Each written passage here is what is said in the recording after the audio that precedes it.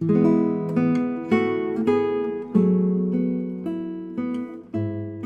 Louie, I'm the owner of the Oxford Prunimng Company. Well, we can prune in a number of ways at a number of stages during the year. But when it comes to fruit trees, the reason we would prune a fruit tree and a pear or an apple in winter is because we need to create a goblet shape and we need to create a lot of circulation, and it's very good for the health of the tree. We're always trying to get a balance between the shooting system growing upwards and the shooting system growing sideways.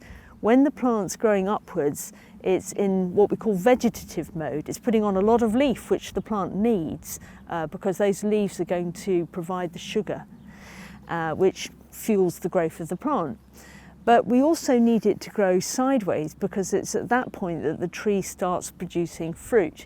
So we need a combination of both the vigour and the fruit, and pruning it keeps the tree in the correct ratio. So you need a really decent pair of secateurs. It's worth investing in ones that can really do the job. And by that, what I mean is that you want a cut that's going to be very clean so that it doesn't risk disease entering in through a messy cut. Other tools can include loppers and also a long arm pruner, which is invaluable because it saves so much time. You don't have to use a ladder. I won't actually cut this tree because it's a plum tree and we don't cut plum trees in winter. But I'm just doing this to show how convenient it is to have a decent long arm pruner. This tree's got a very natural open goblet shape, which is what you want for an apple tree. And you can see that the original trunk here was taken out in order to achieve that goblet size. So when we come to pruning it at this time of year, what we're doing is just removing anything that is actually just going to get in the way of that goblet shape. So something like here would come out and that keeps it nice and open.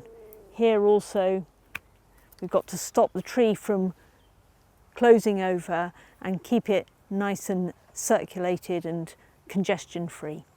We cut at an angle away from the bud so that the rain runs off the material and doesn't collect in what we call the crotch area between the spur and the main branch. And an easy way to keep your secateurs clean and disinfected is just to use a lemon. So these were clean this morning, but I'm just going to cut through